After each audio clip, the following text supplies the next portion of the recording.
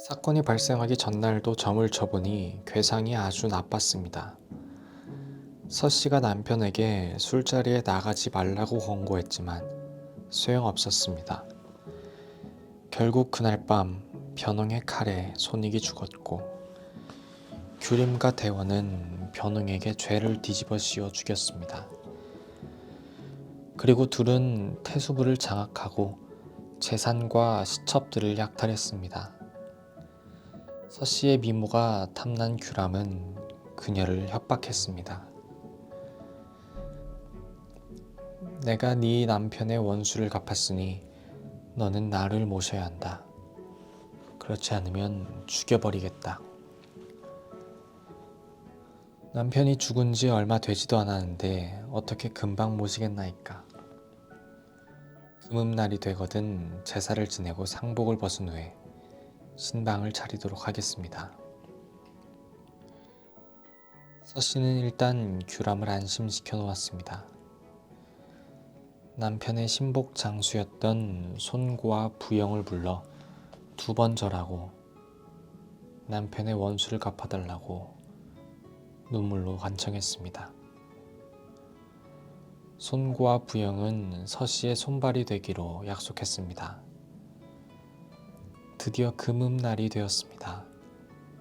서 씨는 제사를 끝내고 즉시 상복을 벗었습니다. 목욕과 훈양을 하고 짙은 화장을 했습니다. 마치 아무 일 없는 평상시처럼 행동했습니다. 이 소식을 들은 규람은 매우 기뻤습니다. 밤이 깊었습니다. 서 씨는 술상을 마련하고 규람을 청했습니다. 규람은 금방 술에 취했습니다.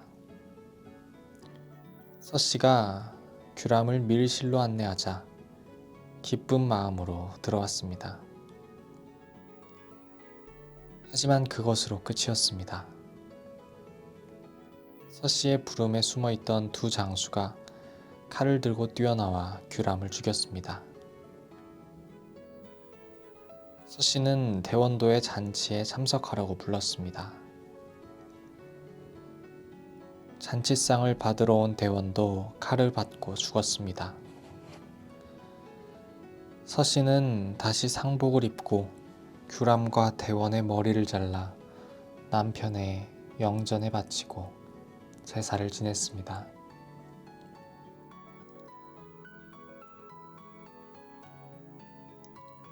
비보를 들은 손권이 군말이 이끌고 왔을 때는 이미 일이 마무리되었습니다. 손권은 손고와 부영으로 단양을 지키게 하고 서 씨는 데리고 들어왔습니다. 후세 사람들이 시를 지어 영웅호걸 못지않은 서 씨의 지모를 찬양했습니다. 미모의 절개 갖춘 이 세상에 없는데 간사한 것들 하루 만에 뿌리 뽑히네. 못난 척하는 적에 붙고 충신은 죽으니 동호의 여장부에도 미치지 못하여라. 손권은 황조가 있는 하구를 공격했습니다. 황조는 지킬 수 없다고 판단하자 강화를 버리고 형주로 달아났습니다. 감령은 황조가 도망갈 길목에 이리 지키고 있다가 이를 막아섰습니다.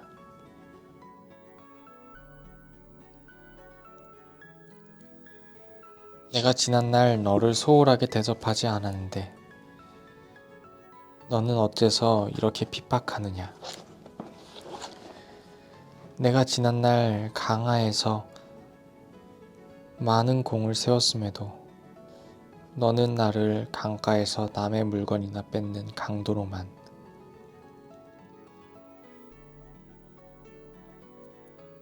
대접하였다.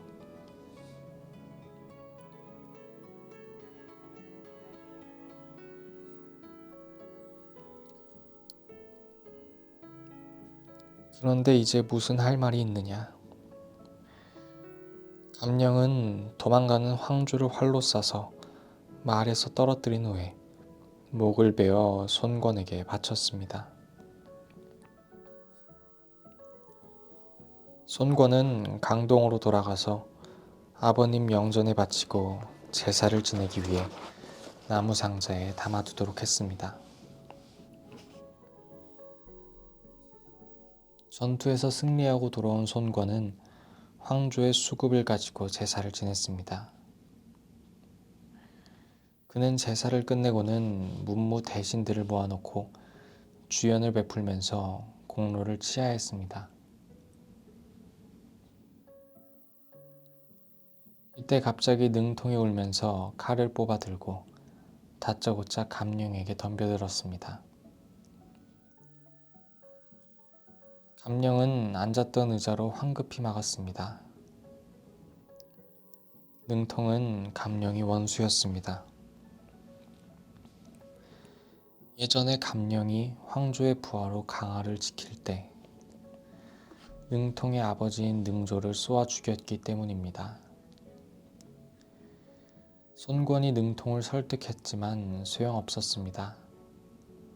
능통은 머리를 조아리고 울면서 말했습니다. 천하의 원수를 어찌 갚지 않고 살 수 있겠습니까? 손권은 그날로 감령에게 5,000명의 군사와 100척의 전선을 가지고 하구를 지키게 했습니다.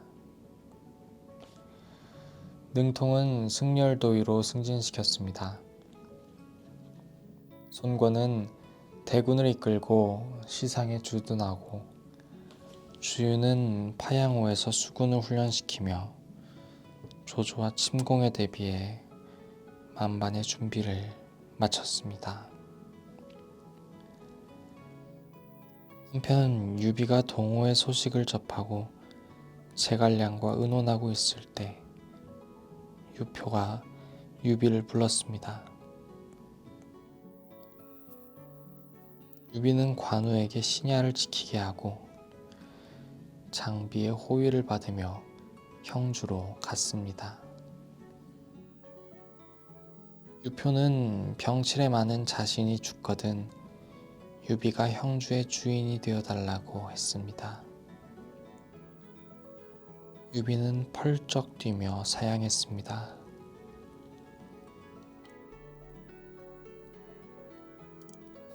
제갈량이 아쉬워하며 물었습니다. 유표가 주공께 형주를 맡기려고 물리치셨습니까? 그가 예를 다하여 나를 대접했는데 어찌 그가 죽게 된 때를 이용하여 빼앗을 수 있겠소? 주공께서는 진정한 군자십니다. 유표의 장남인 유기가 찾아왔습니다. 그가 유비를 보자 절하고 울면서 말했습니다. 계모가 용납하지 않아 언제 제 목숨을 잃을지 모르겠습니다. 바로 없건대 축부께서는 저를 불쌍히 여겨서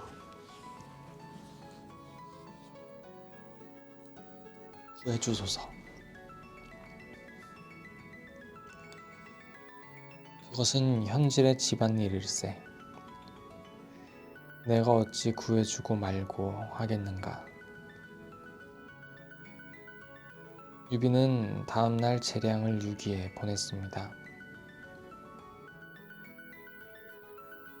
유기는 제갈량에게 재차 어제 한 이야기를 하며 도움을 요청했습니다. 하지만 제갈량은 답하지 않았습니다.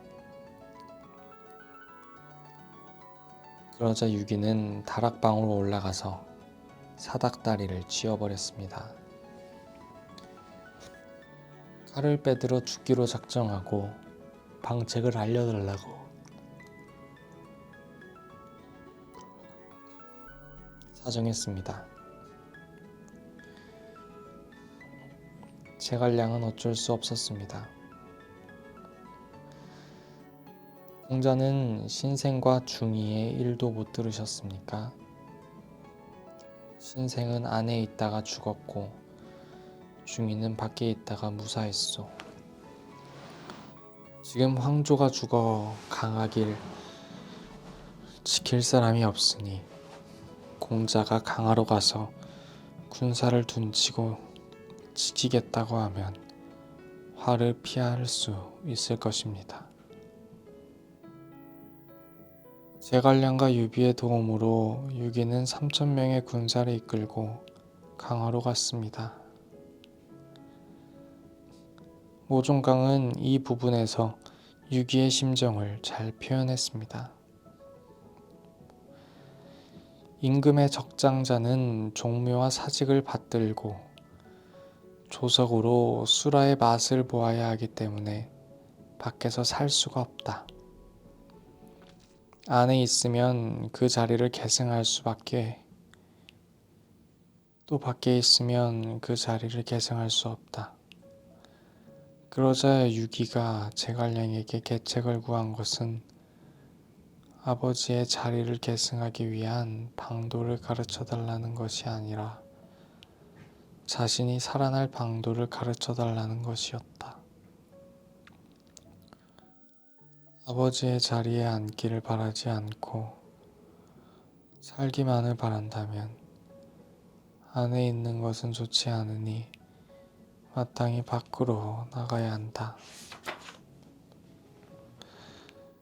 한편 조조는 삼공의 지책을 없애고 스스로 승상을 겸했습니다. 유비가 신야에서 날마다 군사훈련을 하고 있는 것을 알고는 하우돈을 도독으로 삼아 10만 명의 군사를 이끌고 유비를 공략하도록 했습니다. 순욱이 제갈량까지 영입한 유비를 기꺼이 대적하면 안 된다고 하자 하우돈이 발끈했습니다. 유비는 쥐새끼와 같은 놈입니다. 내가 기필코 잡아오겠습니다. 유비는 제갈량을 영입한 이후로는 그를 스승의 예로 대접했습니다. 삼고초려할 때부터 불만이던 관우와 장비가 시큰둥하게 말했습니다. 제갈량은 나이도 어린데 뭔 재주와 학식이 있단 말입니까? 형님 너무 지나치게 예우하는 것 아닙니까? 그리고 그는 여태껏 아무런 성과도 올리지 못하고 있습니다.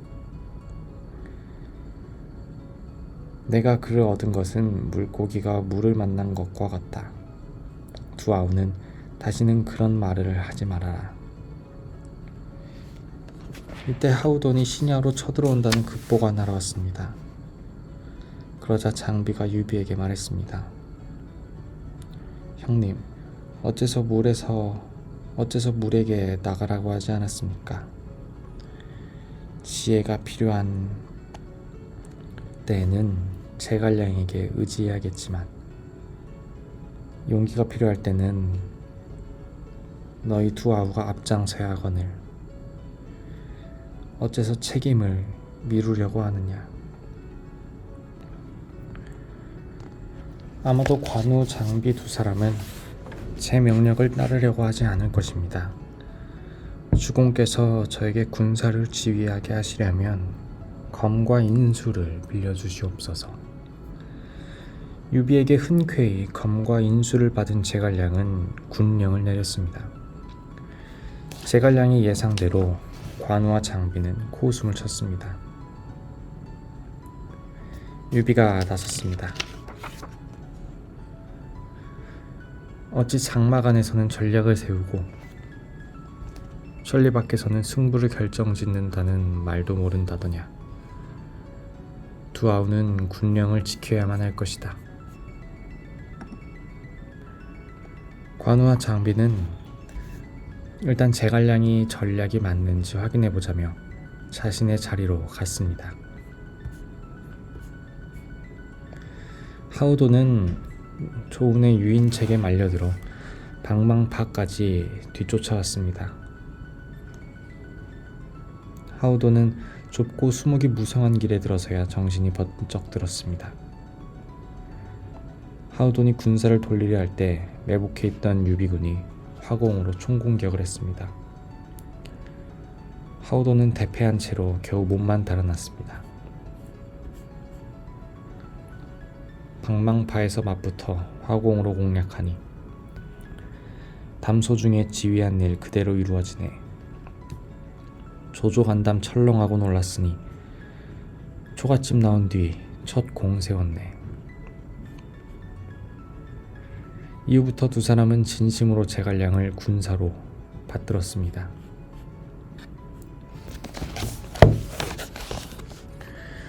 하우돈이 크게 패하자 조조는 50만 대군을 이끌고 유비를 공격하기로 했습니다. 제갈량도 조조가 대군을 이끌고 온 것을 알았습니다. 유비가 걱정하며 제갈량에게 계책을 물었습니다. 신야는 작은 곳이어서 오래 머물 수 없습니다. 지금 유표가 위독하다니 이 기회를 이용하여 형주를 차지하고 근거지로 삼으십시오.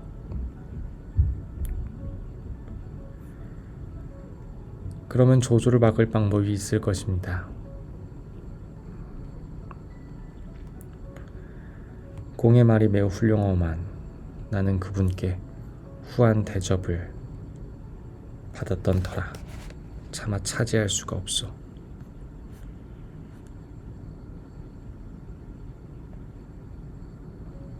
지금 차지하지 않으면 나중에 후회해도 소용없습니다. 내가 차라리 죽더라도 배은망덕한 일은 못하겠소. 태중대부 공융은 조조가 유비를 공격한다는 말을 듣고 말렸습니다. 유비와 유표는 한 황실의 종친이니 쉽게 정벌해서는 곤란해집니다.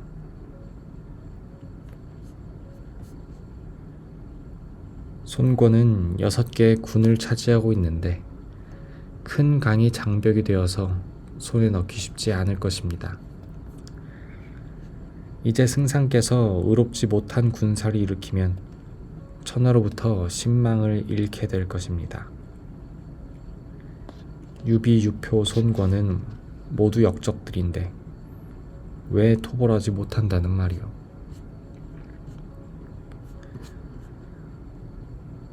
조조는 공융을 호통쳐 물리치고 다시 가나는 자는 목을 치겠다는 엄명을 내렸습니다. 공융은 지극히 어질지 못한 사람이 지극히 어진 사람을 치려 한다고 탄식했습니다. 독백조의 한탄이 반대파들에게는 절호의 기회가 되는 경우가 많습니다. 어사대부 치려 문객이 공융의 말을 듣고 그에게 전했습니다. 치려는 공융에게 늘 경멸당했기 때문에 원한이 깊었습니다. 즉시 승상부로 달려가 조조에게 알렸습니다.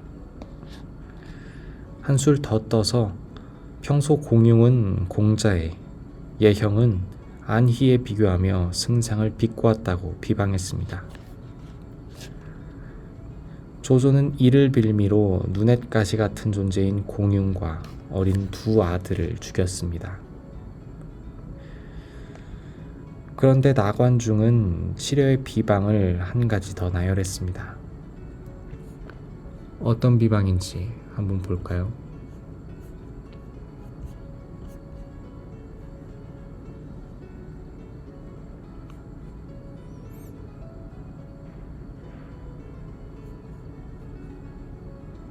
그렇다고 해도 이런 것들은 논할 것이 못 됩니다.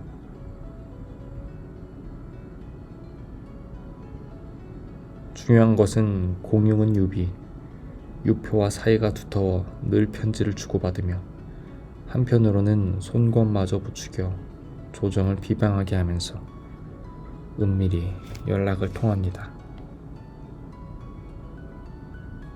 그의 행동이 이러함에 그가 대형무도함을 알 수 있습니다. 치려의 비방 이 정도에 이르자 조조도 더 이상 참을 수 없었던 것입니다.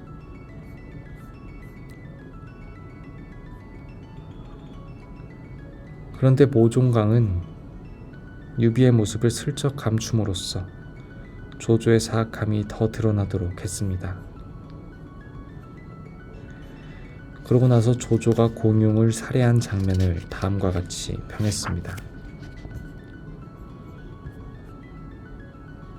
공용은 재능이 뛰어나고 명성이 높아서 그가 칭찬하거나 비판을 가하면 천하가 모두 믿었다.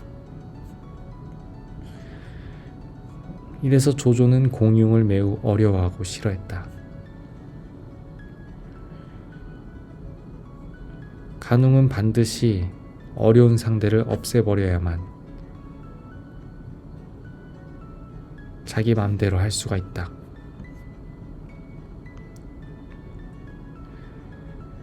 그렇기 때문에 위양을 칭하고 구석을 덧붙이는 것들도 모두 공용이 죽은 후에나 가능할 수가 있었다.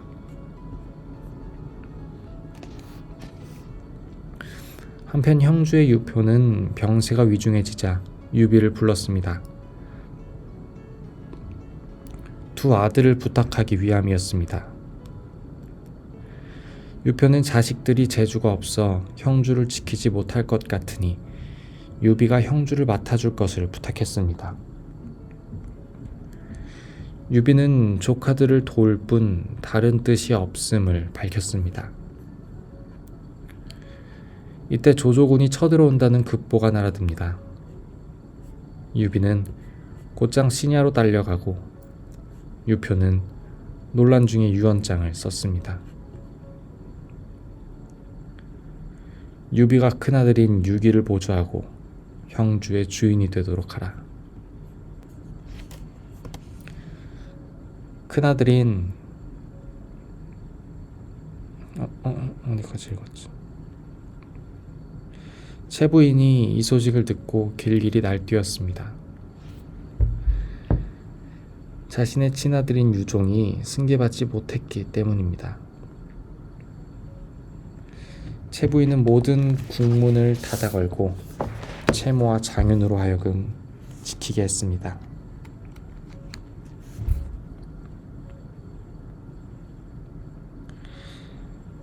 유기가 강하에서 부친의 병세가 위독함을 알고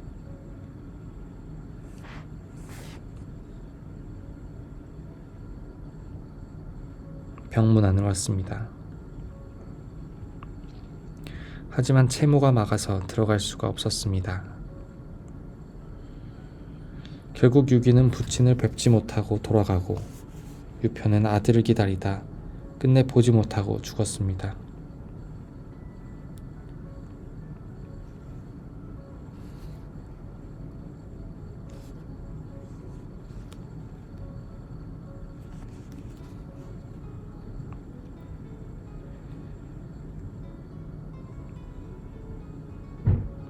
이제 유표 집안도 망하는 일 외에는 남은 것이 없었습니다. 사람들도 유표를 탄식하는 시를 지었습니다. 지난날 듣기를 원씨는 하북 차지하고 유표 또한 형주 주름 잡았다 하였지. 모두들 암탉으로 집안에 패끼치니 가련쿠나 오래지 않아 모두 망하고 말았네. 채부인은 채모, 장윤과 상의하여 둘째인 유종의 형주의 주인으로 삼는다는 가짜 유언장을 만들었습니다.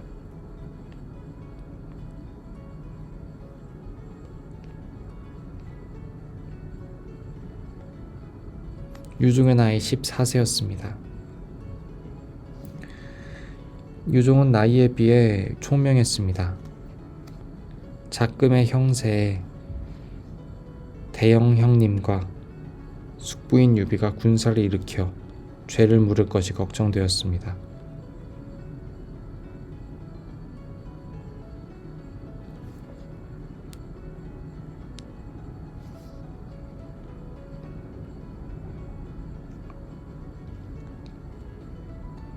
이규가 바른 말을 하다가 채모에게 죽었습니다.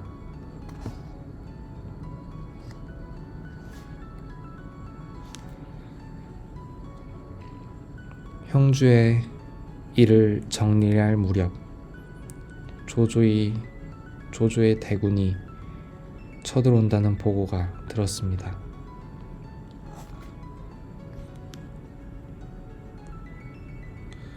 유종은 괴월과 채모를 불러 상의했습니다.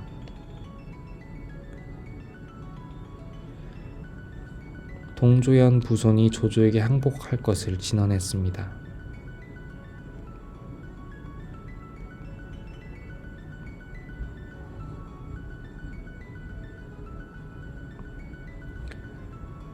어린 유종이 호통을 쳤습니다. 그게 무슨 말이오? 내가 아버님으로부터 기업을 물려받아 아직 자리도 못 잡았는데 곧바로 남에게 주란 말이오.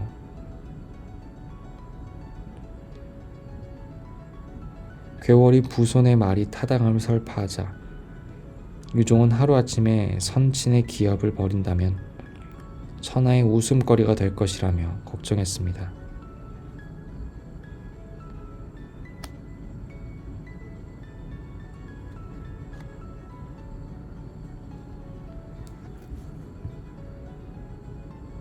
이때 유표의 상빈으로 왔던 왕찬이 나섰습니다.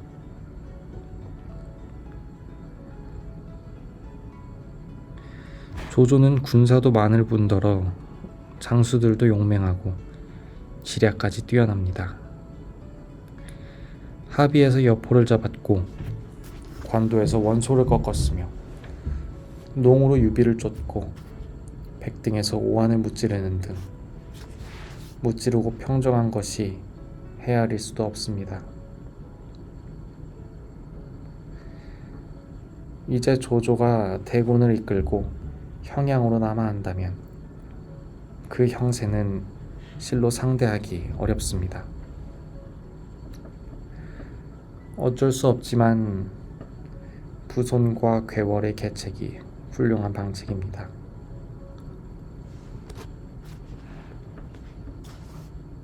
망설이다가 후회하시면 그때는 이미 늦습니다. 유종은 왕찬의 말을 듣고 생각을 굳혔습니다. 모용강은 이 부분에서 문사들을 두 가지 부류로 평했습니다. 흔히 문인이란 것들은 입만 열면 떠벌리기만 좋아하지 본받을 만한 행동은 없다고 한다. 채용 같은 문사가 동탁을 위해 울고 왕창 같은 문사가 조조에게 항복이나 권하는 말만 들어보아도 맞는다고 할 수 있다. 하지만 공윤과 예형을 서로 칭찬하는 것을 보면 그들의 덕행이 그렇게 만든 것 아니겠는가. 두 사람의 굳센 지절은 실로 엄정했기 때문에 영웅의 풍모를 거스른 것이다. 그렇다면 문인들에게는 본받을 만한 행동거지가 없다는 말은 이 두 사람에 의해 밝혀진 것이 아니겠는가. 결국 유종은 가짜 유언장으로 형주를 이어받자마자 조조에게 냉큼 바치는 운명이 되어버렸습니다.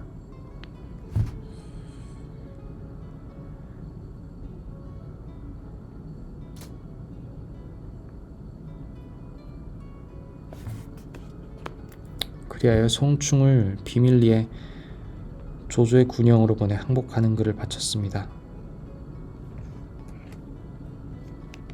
조조는 피 한 방울 흘리지 않고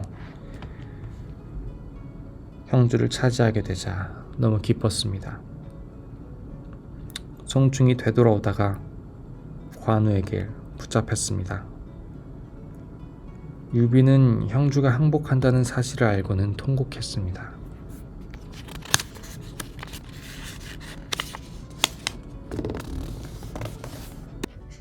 유비는 형주가 항복한다는 사실을 알고는 통곡했습니다.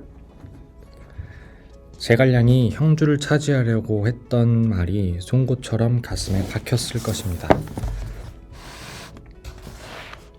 하지만 기차는 이미 떠났고 유비는 태연하게 행동할 수밖에 없었습니다. 인의를 내세웠기에 눈물은 보일지언정 노여움과 사나움은 깊숙이 감춰야만 했습니다. 유비는 일단 번성으로 가서 조조군에 대항하기로 했습니다. 많은 백성들이 유비를 따라 나섰습니다.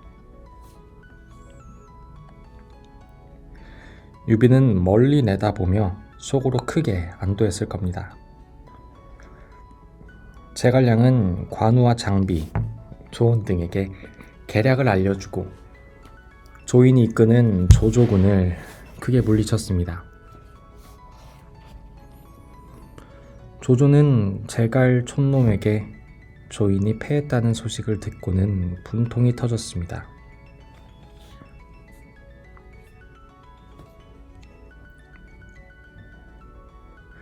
조조는 대군을 팔로 나누어 일제히 번성을 공격하려고 했습니다.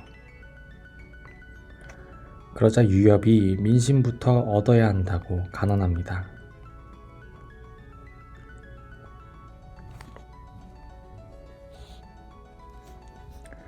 아울러 먼저 유비에게 사람을 보내 항복을 권유하여 백성을 사랑한다는 것을 보여줄 필요가 있다고도 했습니다.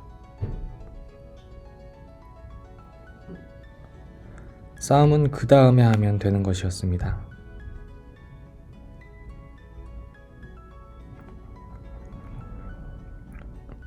조조는 그의 말을 따라 서서를 사자로 보냈습니다.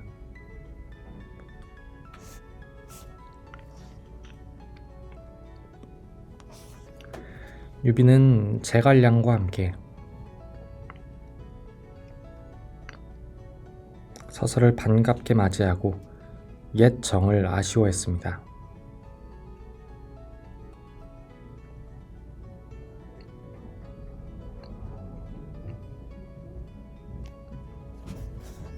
조조의 사자로 항복을 권유하러 온 서서는 오히려 유비에게 조조의 사정을 알려주었습니다.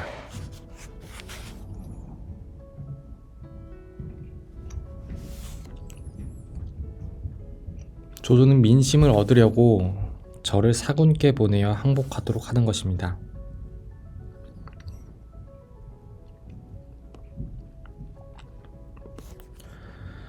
지금 저들은 팔로로 군사를 나누어 백하를 메우려고 하고 있습니다. 번성으로는 지키기 어려울 것이니 속히 방책을 세우십시오. 서서는 조조의 진영으로 돌아와 유비가 항복할 뜻이 없음을 알렸습니다. 드디어 조조의 진군 명령이 떨어졌습니다. 제갈량은 유비에게 양양성으로 갈 것을 요청했습니다.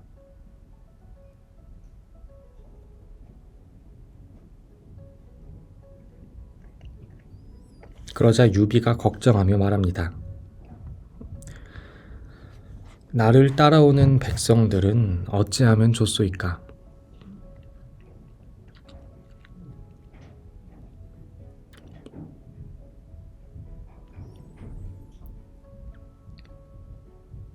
나는 차마 버릴 수 없소.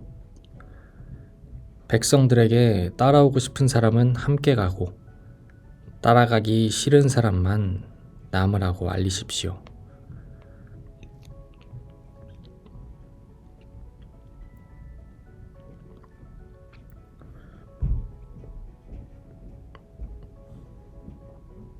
우리는 죽더라도 황숙을 따라가겠습니다. 많은 백성들이 즉시 유비를 따라 나섰습니다. 수많은 남녀노소가 모여들어 강을 건넜습니다. 강가에는 서로의 식소를 찾는 울부짖음이 그치지 않았습니다. 유비는 아픈 마음을 이끌고 양양성에 도달했습니다.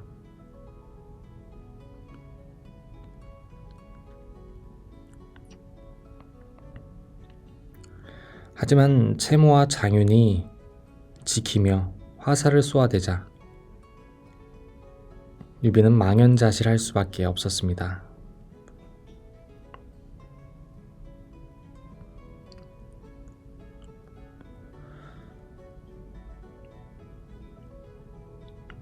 이때 성 안에 있던 위원이 채모와 장윤을 꾸짖으며 유비 일행을 위해 적교를 내려놓았습니다. 그러자 문빙이 나서서 위원을 막아섰습니다. 유비는 양쪽이 서로 죽이고 아수라장이 되자 강릉으로 발길을 돌렸습니다.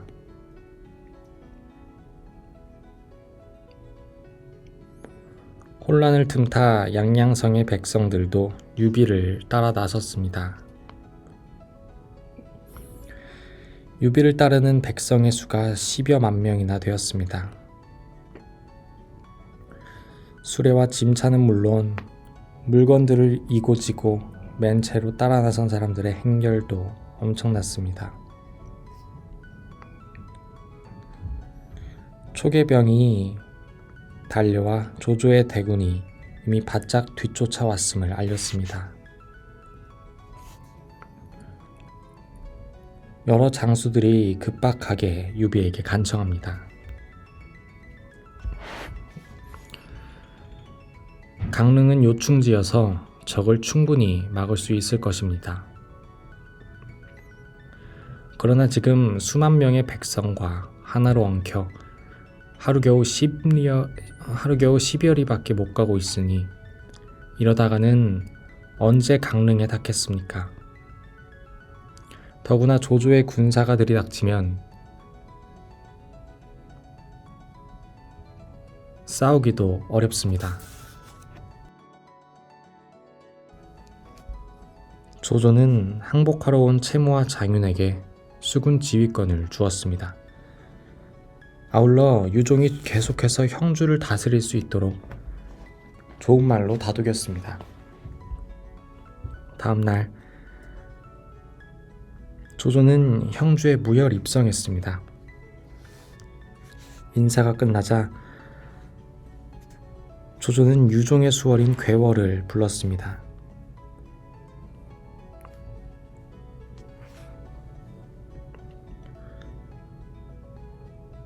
내 형주를 얻은 것보다도 그대를 얻어서 더 기쁘오. 조조는 괴월을 강릉태수로 삼았습니다. 유종에게는 청주자사에 임명하여 즉시 떠날 것을 명령했습니다.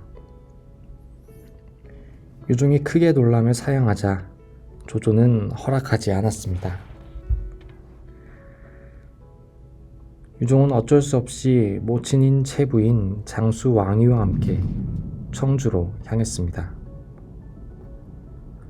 하지만 유종 일행은 청주에 도착할 수가 없었습니다. 조조의 명령을 받은 우금이 도중에 그들을 살해했기 때문입니다.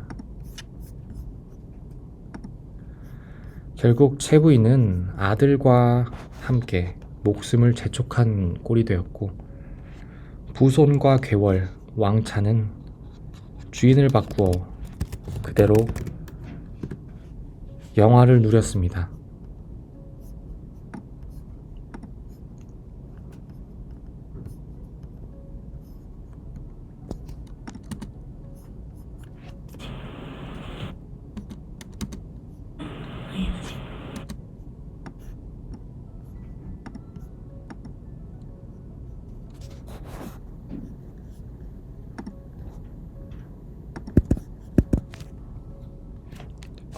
한편 유비는 하루 10리밖에 가지 못하면서 당양에 이르렀습니다.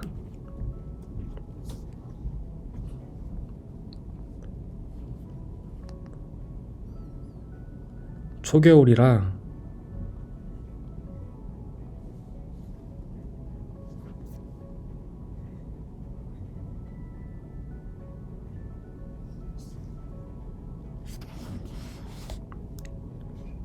날씨도 쌀쌀했습니다.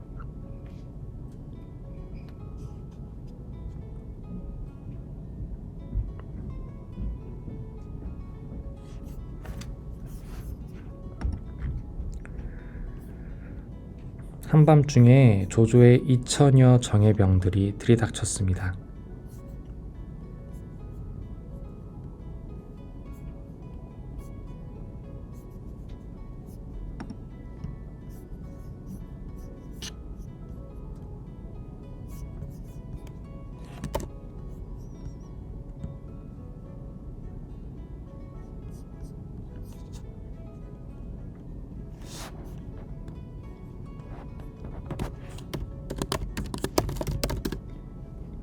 유비는 싸우며 달아나기를 반복했습니다.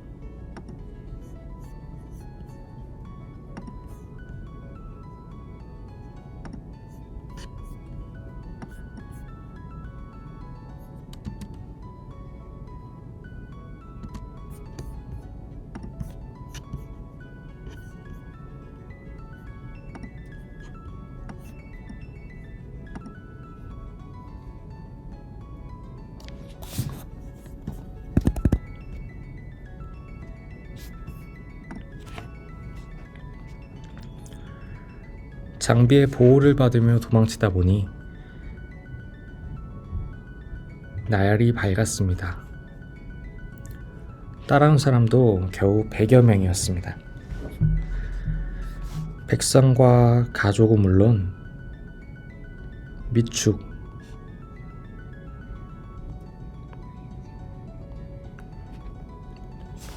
미방, 간홍, 조운도 없었습니다. 잠시 후 미방이 화살을 맞은 채 도망와서 유비에게 조운의 소식을 전합니다.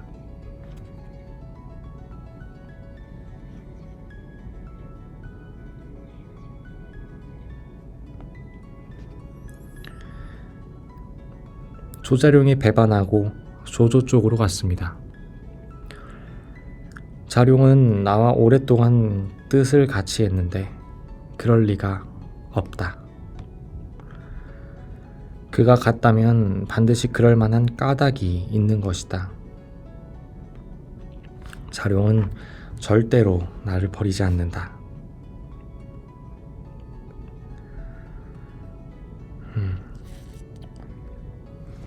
조우는 유비의 두 부인과 아두를 지키고 있었습니다.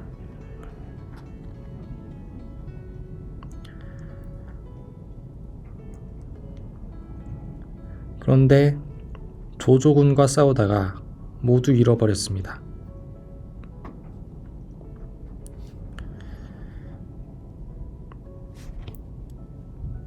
조우는 이들을 찾기 위해 싸움터인 장판파로 달려갔습니다.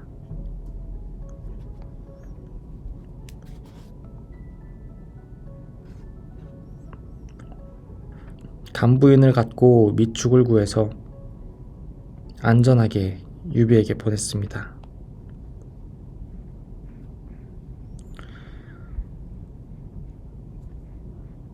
다시 적진으로 뛰어들어 하후은을 죽이고 조조의 청운검을 빼앗았습니다.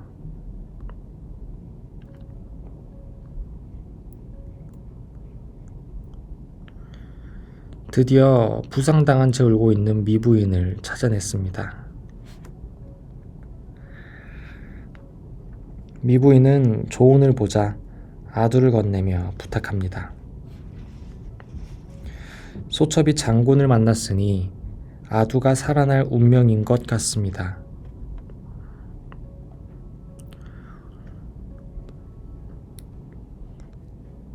장군께서는 부디 이 아이를 살펴주십시오. 이 아이가 반평생을 떠돌아다니느라 혈육이라곤 이 아이뿐입니다. 장군께서 이 아이를 잘 보호하여 아버지를 만나게 해주신다면 소첩은 죽어도 한이 되지 않을 것입니다. 미부인은 조은에게 재산 부탁하고 우물 속으로 몸을 던졌습니다. 모종강도 미부인의 살신성인을 높이 평가했습니다.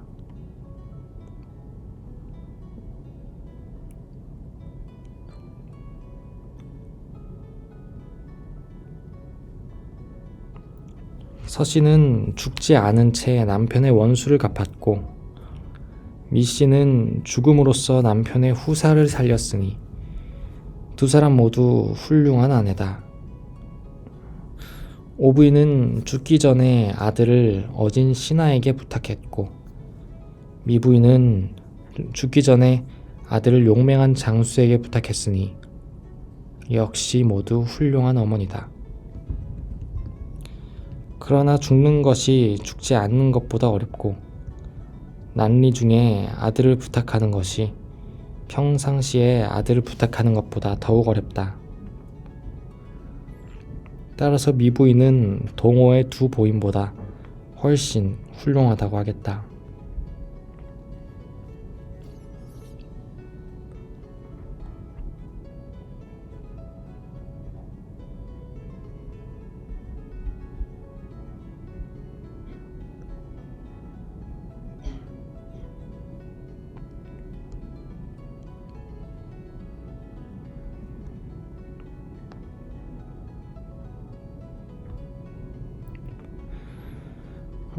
조은은 토담으로 우물을 메우고 아두를 품에 안은 채 종횡무진으로 조조군의 포위를 헤쳐나갔습니다.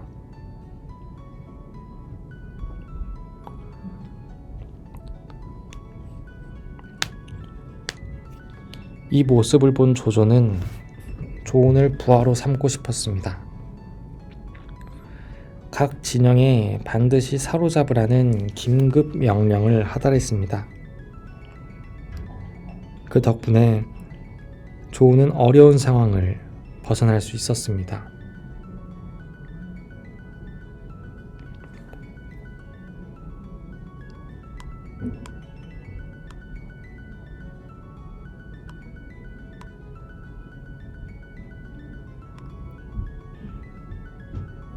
조은은 조조군의 장수 50여 명을 무찌르며 장판파의 영웅이 되었습니다.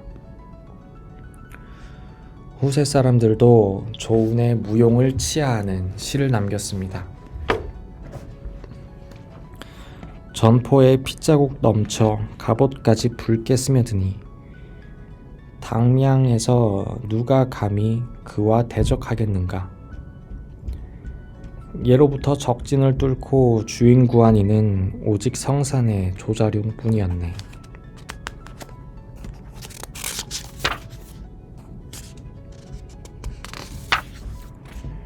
조은이 장판파에서 조조군의 진영을 헤집고 단신으로 아두를 구해 나올 때 그의 몸과 말은 이미 기진맥진했습니다.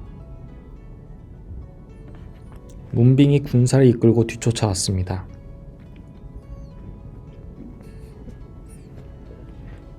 조은이 장판교에 이르렀을 때 우뚝 선 채 버티고 있는 장비가 보였습니다. 조은은 큰 소리로 외쳤습니다. 장비, 나 좀 도와주시오. 알았으니 빨리 가라. 쫓아오는 병사는 내가 맡겠다.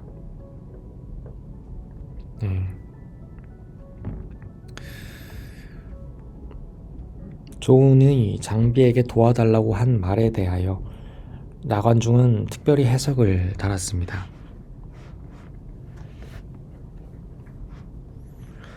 도와달라는 말을 두고 조은이 장비에게 구원을 청한 것이니 나약하다고 생각하겠지만 실은 그렇지 않다. 조우는 장판파에서 꼬박 하룻밤 하루낮을 싸웠으니 아무리 쇠처럼 튼튼한 사람과 말이라고 할지라도 이쯤에 와서는 피곤하지 않을 수 없다. 그런 상황에서 아군을 만났으니 어찌 구원을 바라지 않겠는가. 조우는 장비에게 뒤처리를 부탁했고 유비에게 달려왔습니다. 유비는 나무 밑에서 쉬고 싶었습니다. 조우는 말에서 내려 땅에 엎드려 울었습니다. 유비도 함께 울었습니다. 조우는 장판파에서의 싸움을 보고하고 품에서 잠든 아두를 꺼내어 유비에게 바쳤습니다. 유비는 아두를 땅에 내던지며 말했습니다.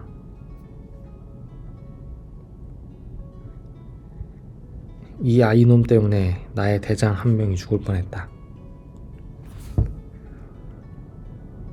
조우는 땅바닥에 아두를 안아일으키며 울며 절했습니다. 벅차오르는 감격에 눈물을 쏟으며 골백번 장판파에서 싸운다 한들 마다하지 않을 것이라고 다짐했습니다.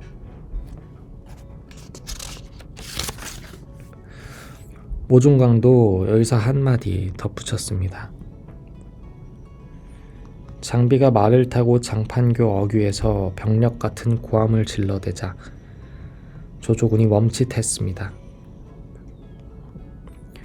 호랑이 수염을 고추 세우고 고리 눈을 부릅뜬 채 장팔 사모를 뻗쳐들고 노려보는 모습이 너무나도 당당했기 때문입니다. 게다가 가만 보니 다리 건너편 숲속에는 흙먼지가 자욱했습니다. 조조군은 매복한 병사가 있는 것이 틀림없다고 생각했습니다. 그렇지 않고서야 어찌 저토록 당당할 수 있겠습니까? 이에 조조의 5천 정예기병은 진격할 수 없었습니다. 조조가 확인하러 현장에 도착했습니다. 장비가 이를 보고 한층 더 큰 목소리로 호통을 쳤습니다.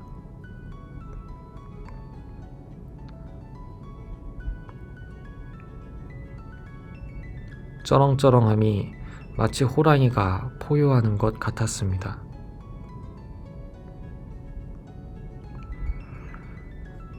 조조는 관우가 한 말이 떠올랐습니다.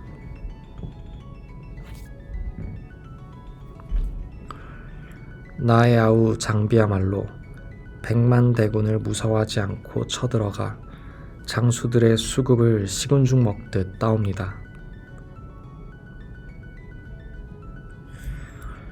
조조가 장수들에게 각별히 주의시킨 그 장비가 지금 앞에 서 있는 것입니다. 조조는 장비의 위세가 등등함을 보고 뒤로 물러났습니다.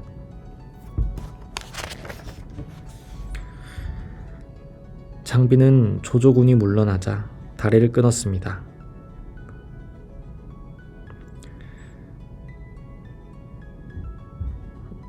추격하는 조조에게서 어느 정도 시간을 벌기 위함이었습니다.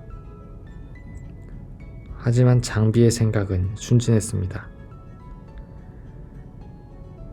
조조는 다리가 끊어진 것을 보고 복병이 없음을 알았습니다.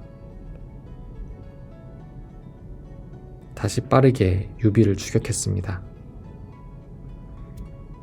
유비는 한 수 방면으로 달아났습니다.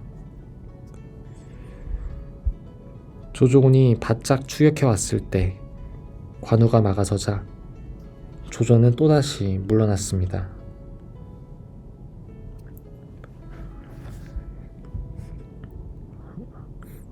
한편 조조는 형주를 안정시킨 후 유비가 손권과 연합할 것을 걱정했습니다. 그렇게 되면 세력이 커져 무찌르기가 쉽지 않은 까닭이었습니다. 순유가 계책을 냈습니다. 손권도 형주와 유비의 전황을 접하고 조조군이 밀려올 것을 걱정하며 방책을 의논했습니다.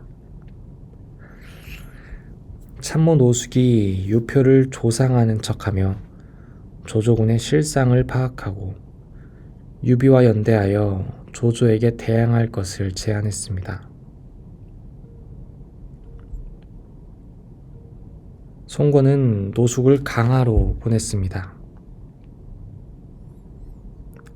제갈량도 손권과의 동맹을 통해 남북으로 서로 대치하게 만들고 중간에서 이득만 챙기면 된다고 말했습니다.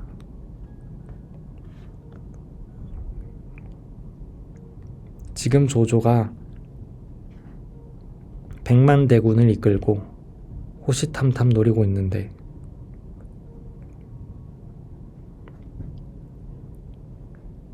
강동이 어찌 허시를 알아보지 않겠습니까? 반드시 이곳으로 오는 사람이 있을 터.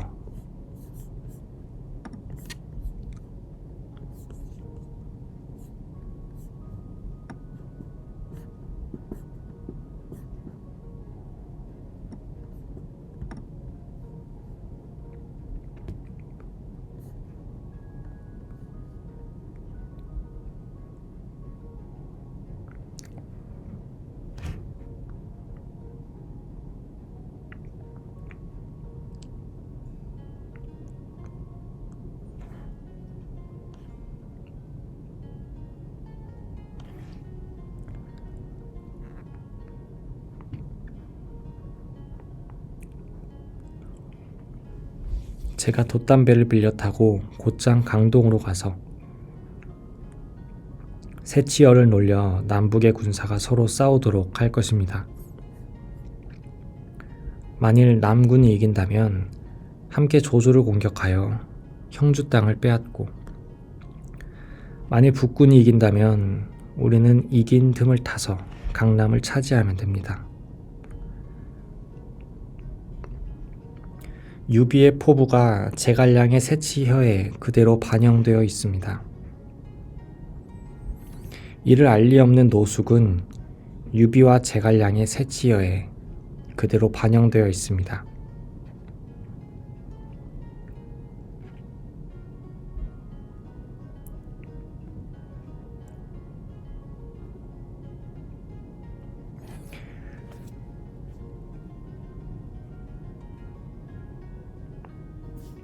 이를 알 리 없는 노숙은 유비와 제갈량을 만나 함께 손잡고 큰일을 도모하자고 제안합니다.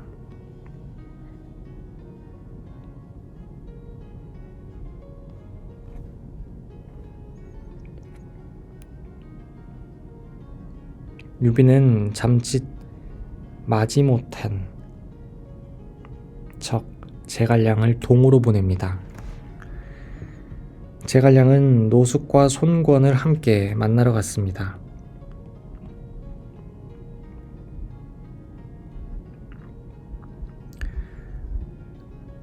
제갈량은 어떻게 새치열을 놀려 손권과의 동맹을 추진할까요? 그의 현란한 말솜씨가 사뭇 기대됩니다.